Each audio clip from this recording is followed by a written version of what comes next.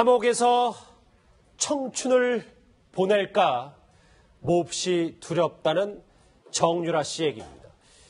이 정유라 씨가 지금도 이틀 연속으로 검찰의 고강도 조사를 받고 있는데요.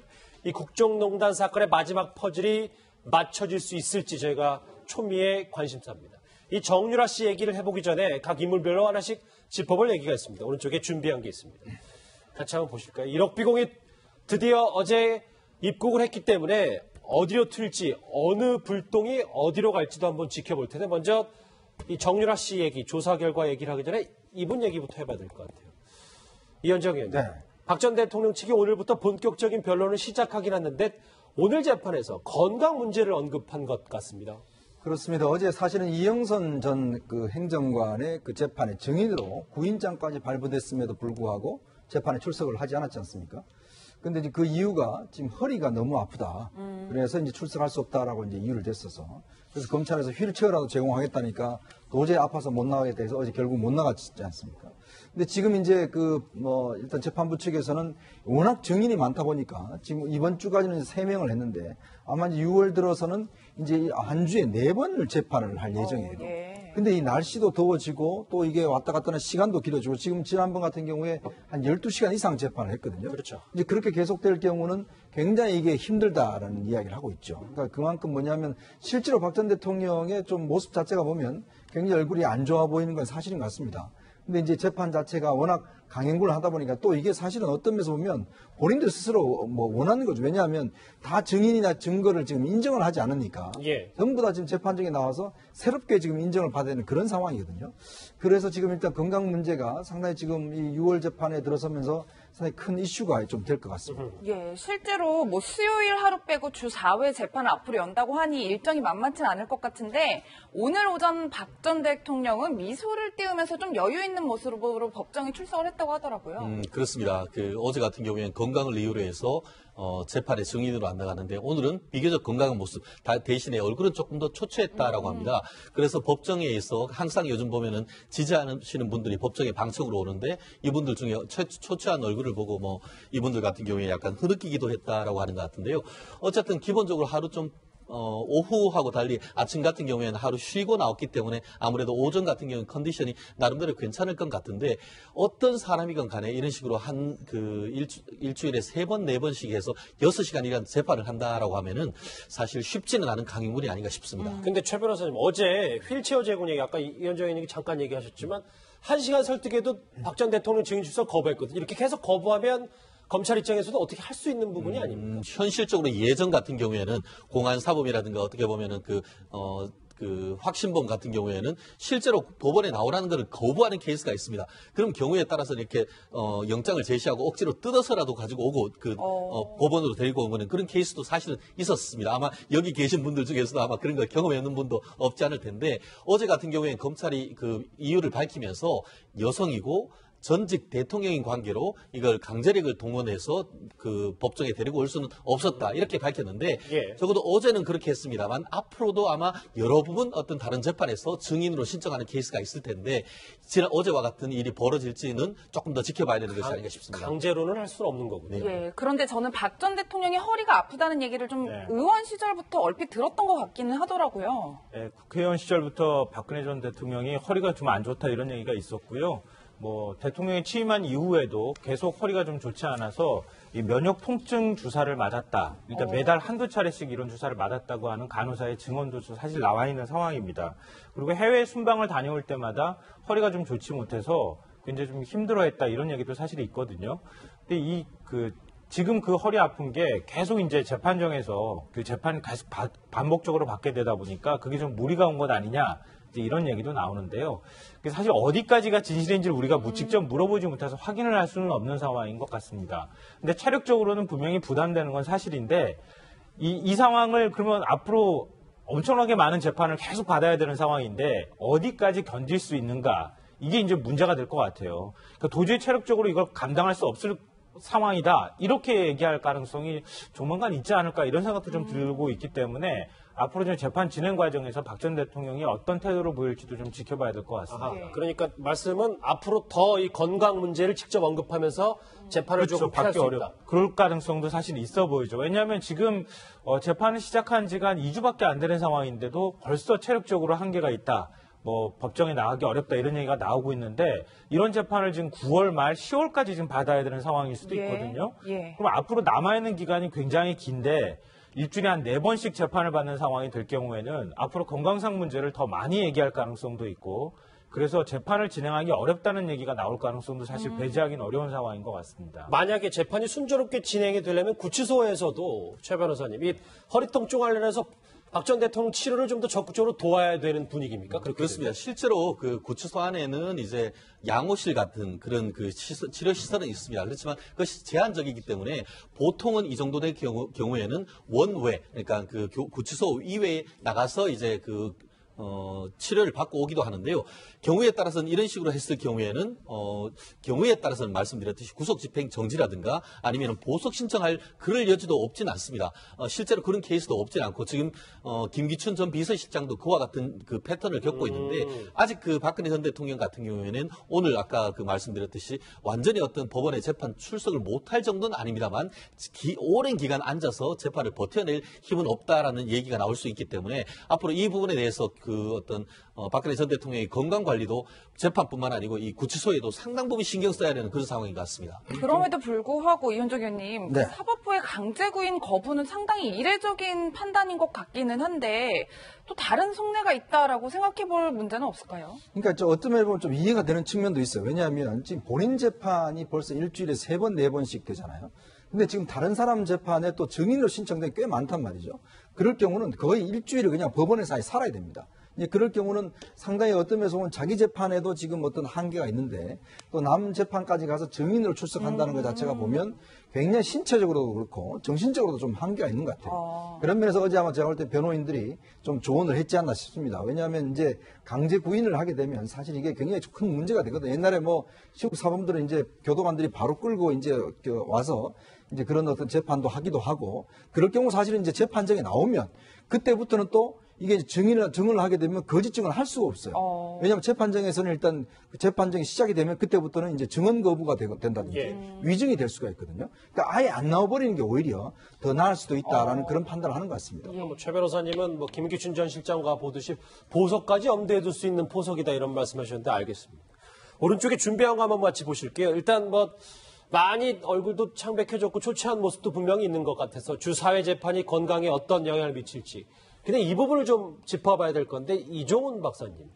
이 박 전 대통령이 내 재판에 올인하겠다. 내 재판만 보고 가겠다. 이런 전략인 것 같더라고요. 네, 그렇죠. 그러니까 어저께 그 강제 구인을 거부했다라는 것은 앞으로 다른 사람 어떤 재판에도 난 증인으로 나가지 않겠다라고 하는 그 방침을 분명히 밝힌 거라든 다름이 없다 이렇게 생각을 하고요. 그러니까 내가 한 몸 참기기도 힘든데 어떻게 남의 그 재판까지 챙기느냐. 이제 그런 논리인 거죠. 근데 실제로 뭐 조금 전에도 다 말씀하셨다시피 본인 재판 일정이 굉장히 좀 이렇게 상당히 심리적으로나 또 육체적으로 많이 압박감이 올 정도인 것은 분명해요. 예.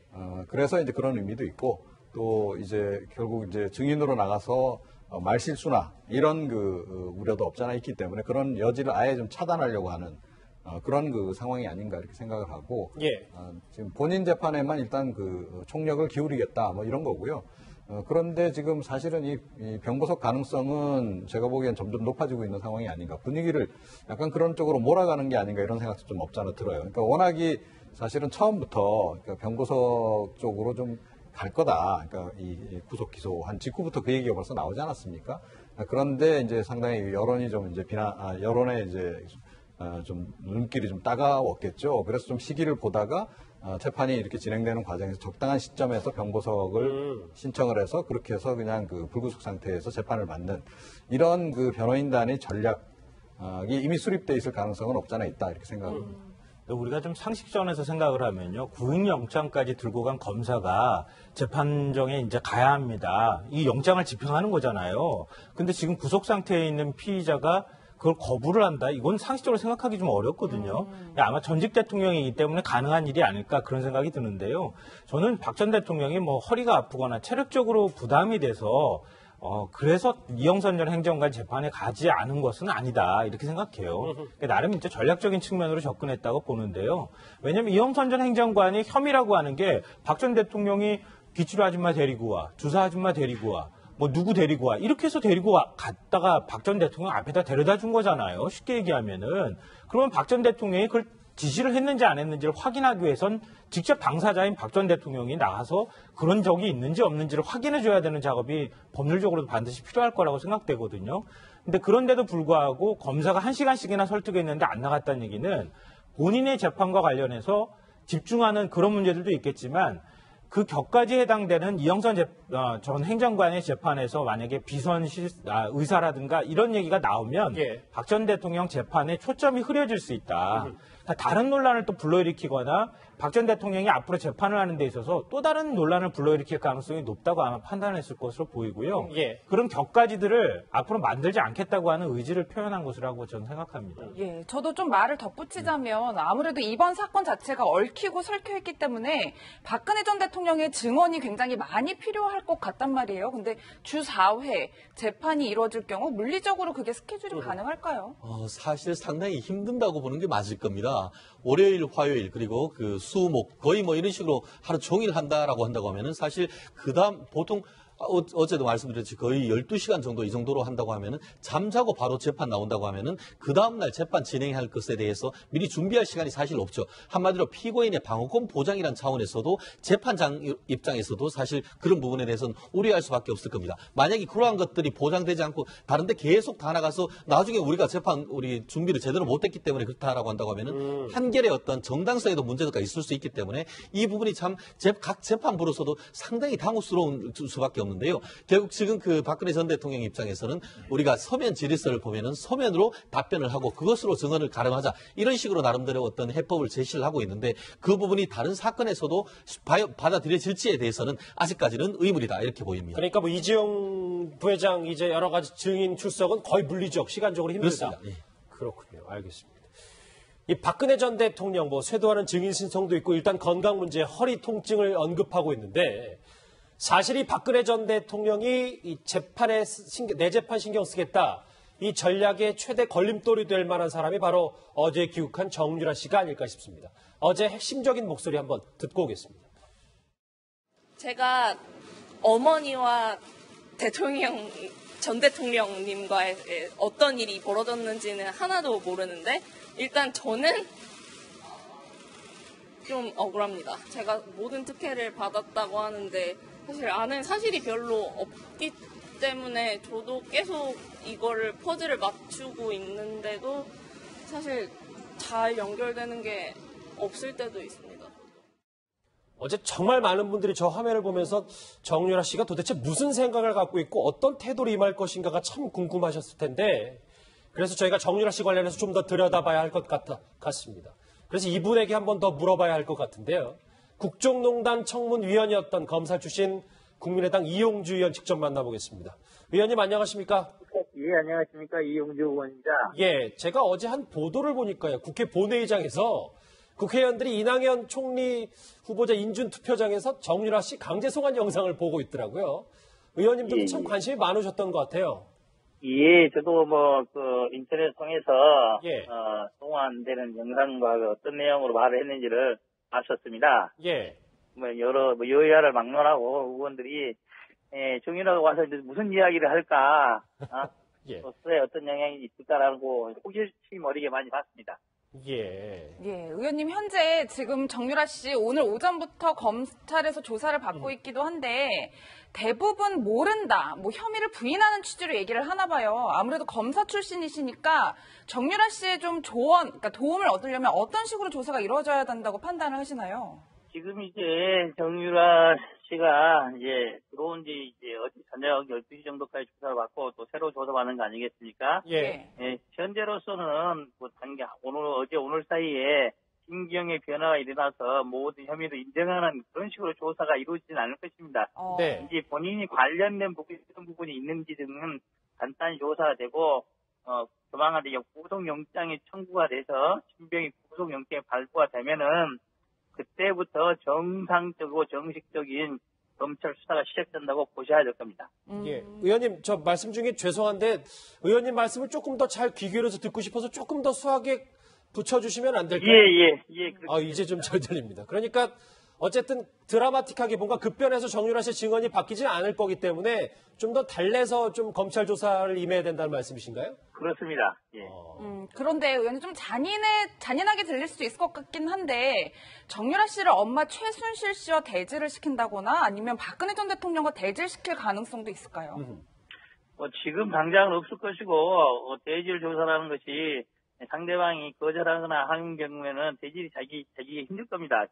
이 최순실 씨 그리고 박근혜 전 대통령 같은 경우는 이 사건에 있어서 공범자이기도 하지만은 별개 사건의 참고인 성격이 있어서 강제로 대질 조사 시키기는 어려운 그런 상황입니다. 강제로 대질 시키기는 어렵다.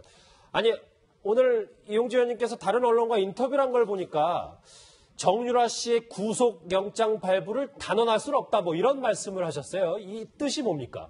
예, 그렇습니다. 어떻게 보면은 수사 초기에는 관련 증거를 확보하거나 다른 공범자들 간의 말을 바꾸는 것을 차단하기 위해서 많이 하는데요. 예. 사실상 정유라 씨에 대한 혐의가 크게 세 가지 아니겠습니까?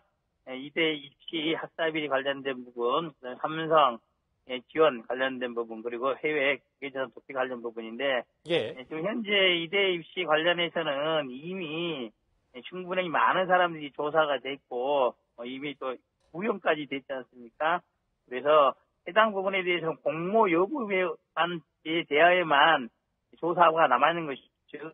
최순실과 정유라 간에 어떤 형식으로 공모가 있었는지 이런 정도만 남아있고 추가적 조사는 크게 필요치 않은 그런 상태일 겁니다. 남은 부분들은 이제 삼성에 대한 뇌물 부분, 그 부분도 결국에는 삼성과 접촉한 사람은 정유라 본인보다는 최순실이 직접 만난 것이고 정유라와 최순실 간에 어떤 공모관계가 있었는지 이런 부분만 남아있게 되는 거죠. 결국에는 일반적인 사람이 아니라 모녀지간 아니겠습니까? 그렇죠. 모녀지간에 있는 모든 말들, 대화 내용들을 공모라고 단정할 수는 없는 그런 상황이기 때문에 법률적으로 공모라고 평가받을 수 있을 정도의 논의가 오갔느냐라는 부분이 핵심이 될 겁니다. 그래서 단순히 모녀 간의 대화를 넘어서는 법률적으로 공모라고 평가받을 정도의 대화, 그리고 계획 등이 있었는지에 대해서 검찰이 보다 명확히 조사가 이루어져야 될 것입니다. 그래서 구속영장 발부도 장담할 수 없다. 구속영장 청구도, 그럼 하나는 이제 우리나라에서는 이제 부자지간인데 가족들 간에 여러 명이 공범이 있는 경우에 모두 다 구속시키게 하는 경우는 극히 예외적인 경우를 제외하고는 조금 좀 드문 편입니다. 이번 사건은 국가적으로 큰 논란이 있었던 사건인 건 맞지만은 작년 12월 기준으로 본다 하더라도 벌써 한 6개월 정도 수사가 진행된 상태 아니겠습니까? 그래서 그런 점도 아마 판사가 많이 참작을 하게 된다. 이런 점이죠. 그렇군요. 그렇다면 지금 어쨌든 모녀가 한 구치소에 수용이 돼 있는 상태이기도 한데 저희가 최순실 씨가 심경 변화를 일으켜서 뭔가 의미 있는 발언을 내놓을 그런 걸 기대할 수 있을까요? 제가 보기로는 최순실이 박근혜 전 대통령 관계에서 본다면은 딸을 선택하고 박근혜 대통령과 관계를 절연하는 그런 상태는 좀 기대하기 어렵다. 지금 재판정에서의 태도를 본다 하더라도 최순실은 박근혜 대통령을 막 쳐다보고 하는데 박 전 대통령이 외면하는 그런 상태 아니겠습니까? 그래서 그런 태도를 바꿔서 최순실 씨가 얻을 수 있는 그런 이득이 없어 보입니다. 그래서 최순실은 계속 지금과 같은 페이스로 끝까지 밀고 가지 않을까라는 생각을 합니다. 그렇군요. 여러 가지 지금 돌아가는 상황이 우리가 원하는 듯한 방향으로는 이제 속 시원하게 흘러가지는 않을 수도 있다 이런 말씀이십니다. 알겠습니다. 검사 출신 국민의당 이용주 의원이었습니다. 오늘 말씀 고맙습니다. 감사합니다. 얘기를 쭉 한번 들어봤는데 분위기가 이제 검찰이 만만치 않을 것 같아. 근데 뭐 이제 앞으로 저 이용주 의원의 얘기도 하나씩 짚어볼 테지만 최 변호사님 일단 나란히 남부구치소에 수감된 거를 상당히 고개를 갸웃거리는 분들이 참 많아서요. 그렇습니다. 어떻게 한 지붕에서 또 엄마와 아이 딸이 같은 구치소 그리고 같은 식사를 하고 있다는 것이 굉장히 아이러니할 수밖에 없는데요. 아시다시피 기본적으로 공범 같은 경우에는 분리수용 원칙입니다. 그렇기 때문에 아시다시피 원래 최순실 씨 같은 경우에는 서울구치소에 있지 않았습니까? 그랬기 때문에 이 체포영장을 정유라 씨에서 발급하면서 분리한다는 취지에서 남부구치소로 이제 인치 장소를 해놨는데 그 과정에서 박근혜 전 대통령이 서울구치소를 가면서 의외로 이게 엄마인 그 최순실 씨가 남부구치소를 오게 된 것이죠. 그래서 우연찮게 이제 그 뜻하지 않게 남부구치소에 둘 다 있는데 만약에 지금 구속영장을 청구를 해서 만약에 구속영장이 발부된다라고 한다고 하면은 그때는 정유라 씨는 남부구치소가 아닌 서울구치소로 분리해서 수감될 가능성이 있다라는 것이 이 법조계의 대체적인 견해인 것 같습니다. 그렇군요. 그러면 저희가 이제 주목해볼 만한 인물을 같이 한번 보시죠. 정유라 씨 한번 준비한 거 보실까요? 그러니까 구속영장은 뭐 장담할 수 없다는 뭐 의견도 있고 이 부분도 좀 다시 짚어볼 텐데 저는 이 정유라 씨가 어제부터 지금까지 했던 얘기 중에 가장 눈에 띄는 말이 이겁니다.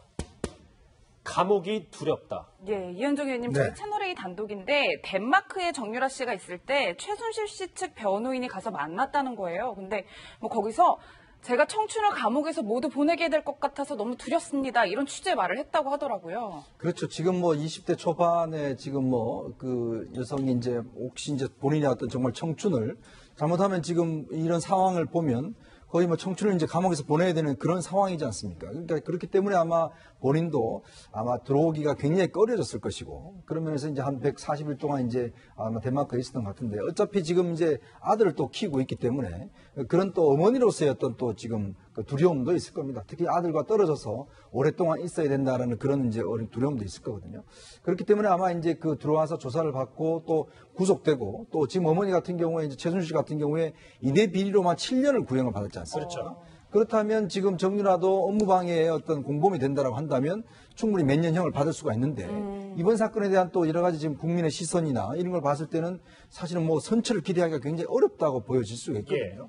그렇기 때문에 정유라 입장에서 본다면 아마 이제 조금 조사를 받으면서 현실 감각이 조금 있을 거예요. 그러니까 그런 면에서 본다면 지금 이제 가서 계속 진술하는 게 뭐냐면 정말 자기는 몰랐다. 그리고 자기는 어머니가 다 시켜서 그냥 한 것이다. 이렇게 진술하고 있잖아요. 이게 왜 그러냐면 결국 이렇게 되면 판사 입장에서 본다라면 정유라가 물론 나이나 또 그다음에 어떤 처한 상황을 볼 때 뭔가 알고 공모를 했다기보다는 그냥 어머니가 다 하고 본인은 그냥 따라갔을 뿐이다. 이렇게 이제 판단할 가능성이 있거든요.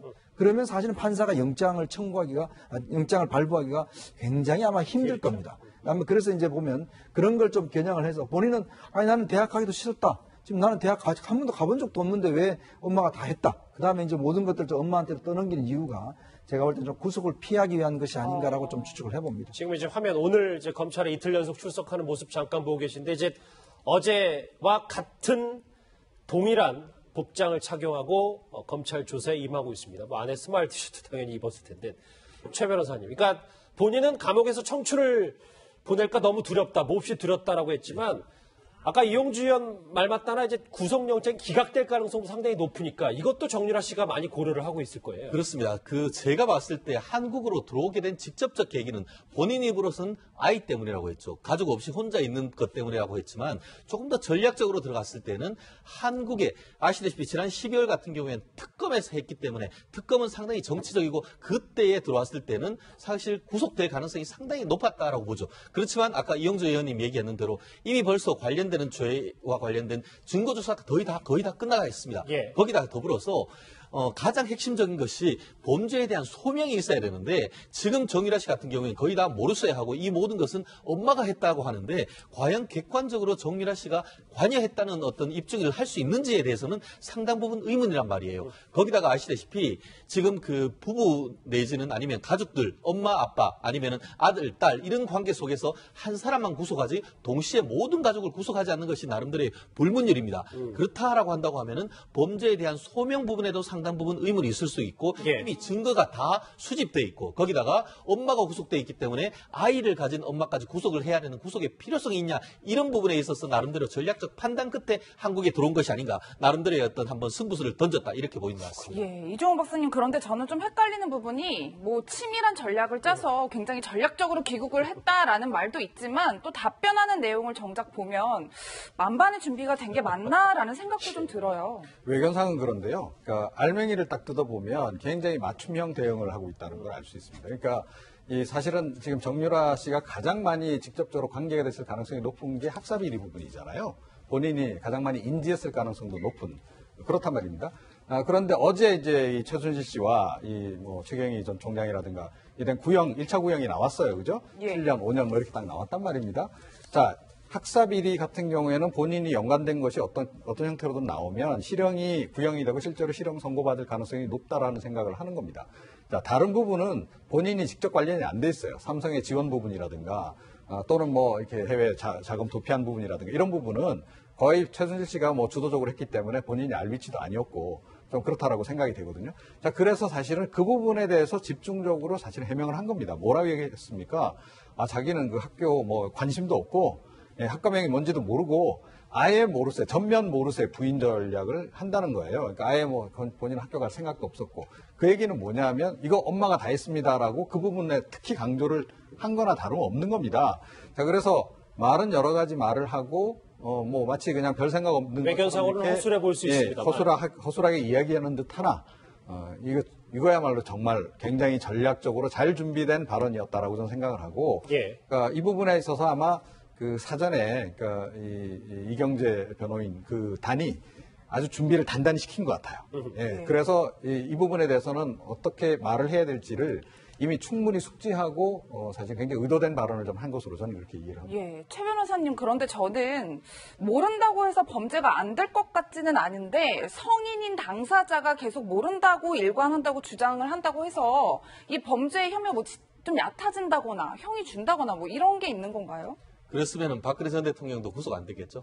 네, 결국은 어떠냐 하면 지금 그 수사를 하고 있는 부분이 되게 중요합니다. 다른 형사부가 아니고 서울중앙지검 특수일부의 이원석 부장이 직접 조사를 하고 있습니다. 그렇죠. 이분 같은 경우에는 이른바 재계의 저승사자라고 할 정도로 특수사의 일각에 있는 분이고 우리 법조에서는 뭐라고 하냐면은 웃으면서 다 털린다. 이런 얘기가 있을 정도로 예. 상당히 어떤 수사기법이 뛰어나다라고 합니다. 그래서 정유라 씨가 상당히 부인을 하겠습니다만 객관적인 증거 그리고 나름대로의 어떤 수사 기법을 통해서 다양한 경로로 해서 아까 그 이영주 의원님 같은 경우에는 상당히 어떤 얘기를 들어주고 하는 나름대로의 고도의 수사 기법을 필요하다고 했듯이 그런 식으로 심리적으로 접근한다라고 한다고 하면은 상당 부분 다른 어떤 주장도 그 진술도 얻어낼 가능성도 사실은 없지는 않습니다.